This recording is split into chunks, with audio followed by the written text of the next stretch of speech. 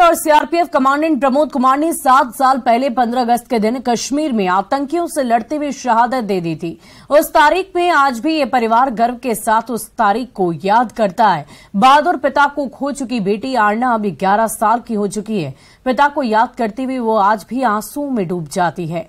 पत्नी नेहा त्रिपाठी भी शहीद पति को याद कर रुआंसी हो जाती है। उनसे बातचीत की है न्यूज 18 संवाददाता संजय सिन्हा ने। 2016 को जब कमांडेंट प्रमोद कुमार कश्मीर के नौहट्टा में शहीद हुए थे, उस समय उनकी बेटी आरना प्रमोद कुमार महज 5 साल की थी। आज आरना 15 अगस्त के दिन ही आपके पापा शहीद हुए थे। आप उसमें 5 साल की थी। कुछ याद है आपको? बहुत कुछ याद है। उस दिन सब कुछ एकदम हेक्टिक हो गया था। मतलब एक सुबह मुझे तो पता नहीं था कि कुछ क्या हो रहा है, क्यों हो रहा है। एक बार सब आने लगे, मम्मा अचानक से बहुत ज्यादा रोने लगी। सब कुछ एकदम हेक्टिक हो गया था। उसके बाद मैंने देखा कि पापा का एक बड़ा सा ट्रंक आ रहा है। मुझे लगा इसके लिए इतना ये क्यों हो रहा है। तो एक बार मैं फिर एक जवान अंकल आए, उन्होंने कहा कि तुम्हारे पापा बहुत ब्रेव थे। मुझे तो आपकी तरह आप भी बहुत ब्रेव हैं।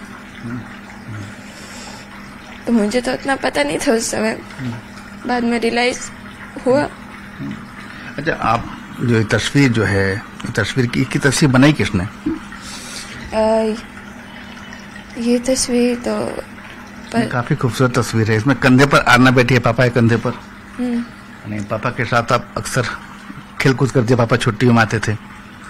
हाँ, जब पापा ड्यूटी करके आते थे तो मैं उनके साथ खेलती थी। वो अपने टोपी हमेशा मुझे पहना दिया करते थे।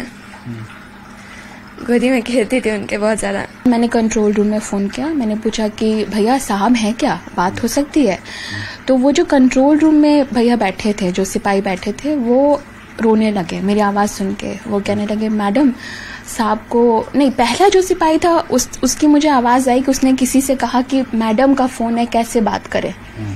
तब तक दूसरे ने फोन लिया और उसने बोला कि मैडम साहब को गोली लग गई। तो मैंने कहा कहाँ गोली लगी? मुझे लगा कि हाथ पैर, तो कश्मीर डिस्टर्ब था उस वक्त, तो सोच रही थी कि कहीं पैर हाथ में गोली लगी हो। लेकिन उसने बोला कि मैडम साहब को सर में गोली लगी। तो ये तो सुनते ही मेरा सेंसेस कंप्लीट खत्म। फिर उसमें आरना भी छोटी थी, फिर कीर्ति चक्र भी मरणोपरांत मिला।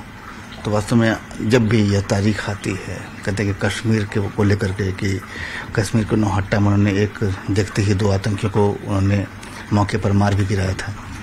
हाँ, मुझे बाद में पता चला कि उन्होंने 2 मिलिटेंट्स को मारा था और तीसरा मिलिटेंट काफ़ी देर से उनकी मूवमेंट को देख रहा था। जब उनको लगा कि सारे मिलिटेंट्स शायद न्यूट्रलाइज हो गए, क्योंकि किसी को खबर नहीं थी कितने मिलिटेंट्स छिपे हुए, तो वो जैसे ही उन बाहर निकले अपने कवर से कि आगे बढ़े बिल्डिंग की तरफ, तब उसने एक ही शॉट लिया था जो सर पे उनको गोली लगी थी, जिससे वो वीर गति को प्राप्त हो गए। और मिलिटेंट्स लश्कर तैयबा के थे, बहुत भारी नुकसान पहुंचाने आए थे, जिसको फोर्सेस ने ख़त्म कर दिया। मतलब वो नुकसान नहीं पहुंचा पाए, तो उनकी वीरता के लिए उनको कीर्ति चक्र, जो शांति काल का दूसरा सबसे बड़ा पदक है, जब वॉर पे कंट्री नहीं है तब का दूसरा सबसे बड़ा पदक, उससे राष्ट्रपति श्री रामनाथ कोविंद जी ने उनको मुझे मरणोपरांत प्रदान किया। जब आंखें खुलें तो धरती हिंदुस्तान की हो, जब आंखें बंद हों तो यादें हिंदुस्तान की हो। मरने का मुझे गम क्या, बस मरने के दौरान मिट्टी हिंदुस्तान की हो। कर्नल प्रभाकर के साथ संजय कुमार सिन्हा, न्यूज 18 रांची।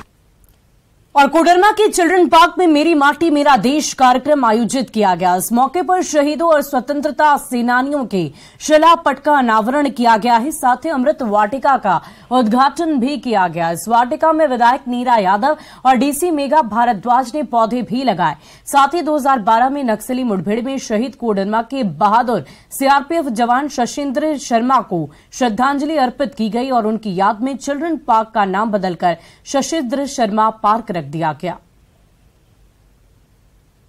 मेरी माटी मेरा देश के तहत आज जो भी है विभिन्न राज्यों के विभिन्न ग्राम पंचायतों से 7,500 कलश का मिट्टी कलश में भर करके और ये दिल्ली जाएगा। दिल्ली के अमृत वाटिका में रखा जाएगा और जो हमारे वीर शहीद हैं उनके याद में वहाँ पर एक अमृत वाटिका बनाया जाएगा। हमारे माननीय प्रधानमंत्री जी जो हैं इन्होंने ये शुरुआत की है। जो हमारे वीरांगनाएं हैं या फिर शहीद के परिजनों हैं वो हमेशा अलग थलग पड़ जाते हैं।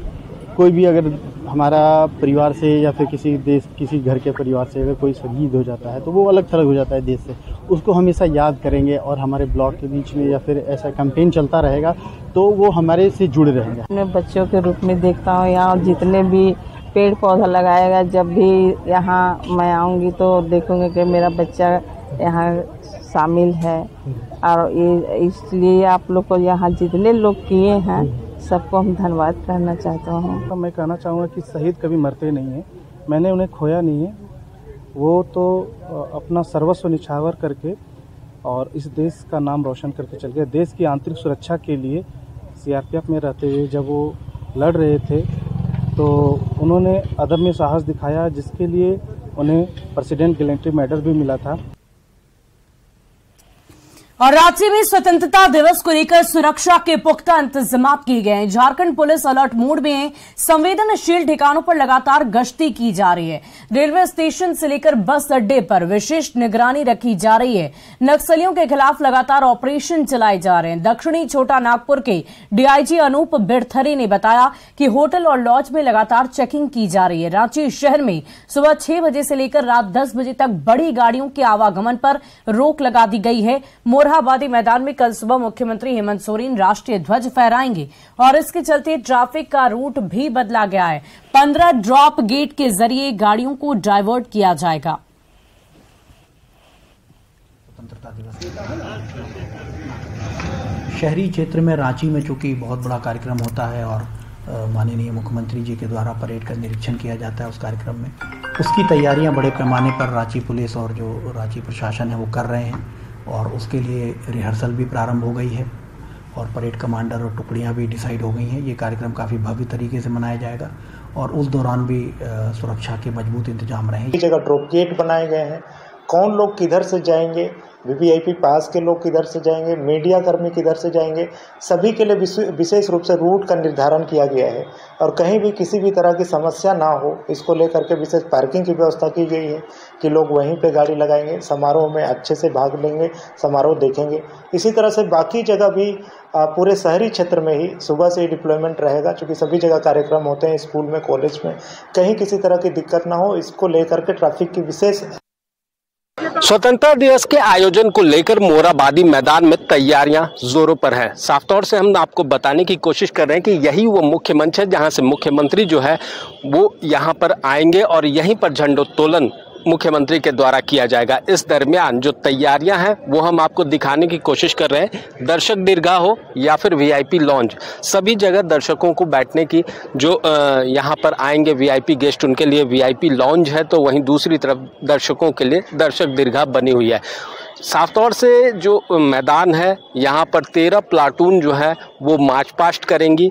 परेड होगा जिसमें कि एसएसबी, आईटीबीपी, सीआरपीएफ सहित जो यूपी पुलिस की भी टीम है वो भी शामिल हो रही है। तो इसके साथ ही जाहिर तौर पर पहली बार अगर कहा जाए तो यूपी पुलिस की भी टीम इस परेड में शामिल हो रही है। वहीं जिला बल, एनसीसी, तमाम तरह के जो परेड होंगे वो यहाँ पर शिरकत करेंगे और इसे लेकर तैयारियां जोरों पर हैं।